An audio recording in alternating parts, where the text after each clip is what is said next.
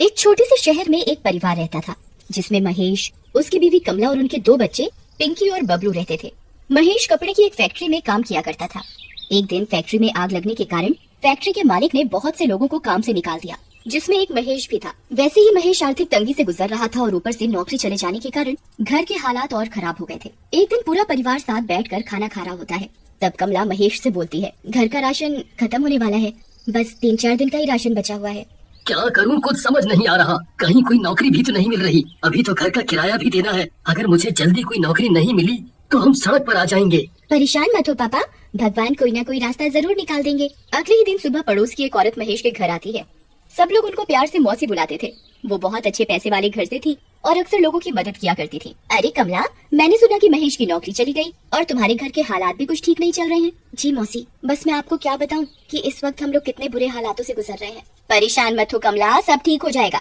एक काम करो, तुम लोग मेरे गांव चले जाओ। वहाँ हमारा एक मकान है जो सालों से बंद पड़ा है। तुम्हारे घर के हालात जब तक ठीक नहीं हो जाते तुम लोग आराम से वहाँ रहो। बस उस घर में ऊपर की मंजिल पर एक बंद कमरा है, उसे मत खोलना। दरअसल उसमें हमारा कुछ जरूरी सामान है। और रही महेश की नौकरी की बात, तो उसके लिए भी परेशान होने की बिल्कुल जरूरत नहीं है। उस गांव में जो स्कूल है, मैं उसके प्रिंसिपल को बहुत अच्छे से जानती हूँ। मैं उनको बोलकर महेश को किसी न किसी काम के लिए वहाँ लगवा ही दूंगी। और तुम लोग पिंकी और बबलू को भी उसी स्कूल में पढ़ा सकते हो। ये तो बहुत अच्छा रहेगा मौसी, आपका ये एहसान हम कभी नहीं भूलेंगे। कमला महेश के घर आते ही उसे सारी बात बताती है। महेश की खुशी का तो कोई ठिकाना ही नहीं रहता। ऐसा लग रहा था मानो जैसे जादू से पल भर में उनकी सारी मुश्किलें छूमंतर हो गई हों। पर वो इस बात से बिल्कुल अनजान थे कि उनकी मुश्किलें तो उनका कहीं और इंतजार कर रही हैं। कमला, तुम आज ही सारा जरूरी सामान बांध लो, हम कल सुबह ही निकल जाएंगे। अगले दिन सुबह पूरा परिवार गांव के लिए निकल जाता है। गांव पहुंचते पहुंचते उनको शाम हो जाती है। गांव पहुंचकर महेश बताए हुए एड्रेस को ढूंढने लगता है। तभी उसे एक आदमी मिलता है। भाई साहब, जरा ये पता तो बताना। दरअसल हम लोग इस गांव में नए हैं तो हमें यहाँ का कुछ नहीं पता। तुम लोग यहाँ क्यों जा रहे हो? तुम लोगों को क्या पता नहीं है कि ये घर सालों से बंद पड़ा है और बंद घरों में अक्सर भूत अपना डेरा जमा लेते हैं। भूत भूत कुछ नहीं होता भाई, तुम तो बस मुझे ये पता बता दो कि कहाँ पड़ेगा। हम लोग बहुत दूर से आए हैं, बहुत थक गए हैं। ठीक है, मुझे क्या, जब तुमको ही अपनी और अपने परिवार की कोई फिक्र नहीं है तो ऐसा करो, तुम यहाँ से सीधे चले जाओ और वहाँ से बाईं तरफ मुड़ जाना। बस वहीं एक पीपल का पेड़ है जिसके बिल्कुल सामने ही ये घर है। महेश अपने परिवार के साथ उस घर तक पहुँच जाता है। घर देखकर साफ पता चल रहा था कि वहाँ कई सालों से कोई झांका भी नहीं है। ये तो कितना पुराना घर है माँ, और कितना डरावना भी। इतने बुरे वक्त में हमें ये घर रहने को मिल गया, वही बहुत है। हम इसकी साफ सफाई कर लेंगे तो ये भी अच्छा दिखने लगेगा। चलो अब यहाँ खड़े रहकर बातें मत करो और जल्दी अंदर चलो। महेश जैसे ही उस घर का दरवाजा खोलता है तो घर में तेज हवाएं चलने लगती हैं। बाहर तो पेड़ का एक पत्ता भी नहीं हिल रहा और यहाँ इतनी तेज हवा कैसे चल सकती है? क्योंकि यहाँ भूत है। पिंकी बबलू के पीछे चिल्लाते हुए भागती है। रुक रुक, तुझे मैं अभी बताती हूँ, रुक। बबलू सीढ़ियों से भागते हुए ऊपर वाली मंजिल पर पहुँच जाता है। पिंकी भी बबलू को पकड़ने के लिए उसके पीछे पीछे भाग रही होती है। बबलू को अचानक किसी औरत के रोने की आवाज आती है। बबलू वहीं रुक जाता है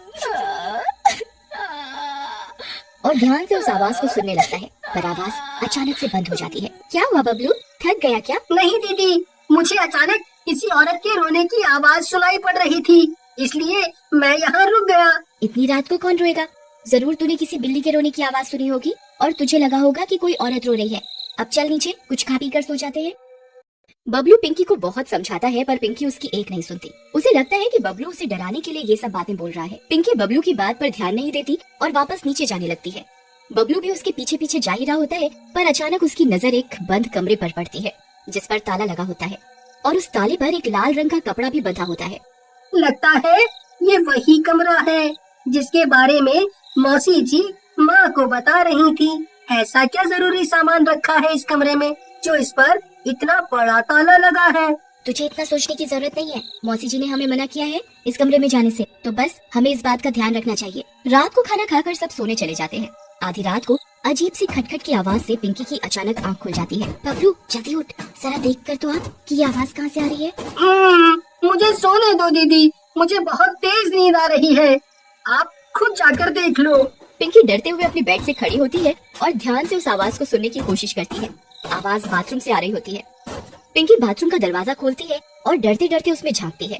जैसे ही वो अंदर देखती है उसके होश उड़ जाते हैं। बाथरूम में पड़ा वाइपर अपने आप दीवार से जोर जोर से टकरा रहा होता है। पिंकी डर के मारे पसीने पसीने हो जाती है और भागते हुए नीचे अपने मम्मी पापा के पास जाती है। मम्मी पापा जल्दी उठो। क्या हुआ बेटा, तुम इतनी घबराई हुई क्यों हो? वो पापा, वो बाथरूम वाइपर, पापा ऊपर भूत भूत। क्या बोल रही हो पिंकी? ठीक से बताओ बेटा, हमें कुछ समझ नहीं आ रहा। तभी बबलू भी वहाँ आ जाता है। पापा वो ऊपर बाथरूम में वाइपर अपने आप दीवार से जोर जोर से टकरा रहा था। ये तुम्हारा वहम है बस, और कुछ नहीं। चलो अपने कमरे में जाकर आराम से सो जाओ। जब कल सुबह उठोगे तो सब बुरे सपने की तरह खुद ही भूल जाओगे। पिंकी और बबलू अपने कमरे में सोने चले जाते हैं। 2-3 दिन तक सब कुछ ठीक रहता है, पर अचानक एक रात पिंकी को किसी के रोने की आवाज आती है। वो उठकर कमरे के बाहर जाकर देखती है तो बाहर कोई नहीं होता, पर रोने की आवाज अभी भी आ रही होती है। पिंकी थोड़ा और ध्यान से सुनती है तो उसे वो आवाज उस बंद पड़े कमरे के अंदर से सुनाई देती है। जैसे ही पिंकी दरवाजे से कान लगाकर और ध्यान से सुनने की कोशिश करती है, आवाज अचानक से बंद हो जाती है।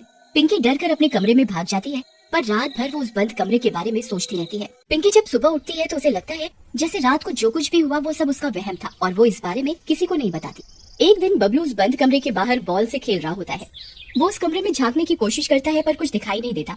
रात को जब सब सो रहे होते हैं तब बबलू के दिमाग में वो बंद कमरा घूम रहा होता है। वो उस बंद कमरे के बाहर जाता है। मैं इस ताले को कैसे खोलूं? मैं कुछ देखता हूँ जिससे मैं ये ताला तोड़ सकूं। बबलू जल्दी से एक हथौड़ी ढूंढ कर लाता है और उस ताले को तोड़ देता है। जैसे ही वो उस कमरे की कुंडी खोलता है उसे पीछे से किसी के आने की आवाज आती है। दरअसल पिंकी हथौड़ी की आवाज से उठकर बाहर आ जाती है। कौन है यहाँ? कौन है यहाँ? ये ताला किसने तोड़ा? ये जरूर बबलू का काम है। वो अपने बिस्तर पर भी नहीं था। पिंकी से रहा नहीं जाता और वो कमरे के दरवाजे को खोलकर अंदर झांकती है। उसको तभी एक झटका सा लगता है जैसे उसके अंदर किसी की आत्मा घुस गई हो। पिंकी को बहुत अजीब सा महसूस होता है और वो अपने कमरे में जाकर सो जाती है। अगले दिन सुबह उठते ही महेश अपनी नौकरी के सिलसिले में सुबह ही घर से निकल जाता है। पिंकी घर की सफाई में अपनी माँ का हाथ बटाने लगती है और बबलू आंगन की सफाई करने बाहर चला जाता है। पिंकी का बर्ताव कुछ अलग सा होता है। वो बिल्कुल चुपचाप खिड़की पर खड़ी बाहर पीपल के पेड़ को ऐसे देख रही होती है जैसे वो अपने होश में ही ना हो। पिंकी तू वहाँ खड़ी क्या देख रही है? चल जल्दी से मेरे साथ काम करवा। पिंकी कमला की आवाज सुनकर एकदम होश में आती है। उस दिन से पिंकी कभी कभी अजीब बर्ताव करने लगी थी। वो अक्सर उस पीपल के पेड़ को देखती रहती थी। एक दिन पिंकी अपने कमरे में लगे शीशे को एक कपड़े से साफ कर रही होती है। तभी उसी शीशे में एक चुड़ैल अपने पीछे खड़ी हुई दिखाई देती है। पिंकी जैसे ही पीछे मुड़ती है तो वहाँ कोई नहीं होता। पिंकी फिर से शीशे को साफ करने लगती है तो इस बार वो चुड़ैल अपने बड़े बड़े नाखूनों वाले हाथ पिंकी की गर्दन पर रख देती है। मम्मी बबलू मुझे बचाओ, जल्दी आओ, ये चुड़ैल मुझे मार डालेगी। कमला और बबलू जल्दी से पिंकी के कमरे में आते हैं तो देखते हैं कि पिंकी बेहोश पड़ी है। अगर आप आगे की कहानी देखना चाहते हैं तो कमेंट करके जरूर बताएं।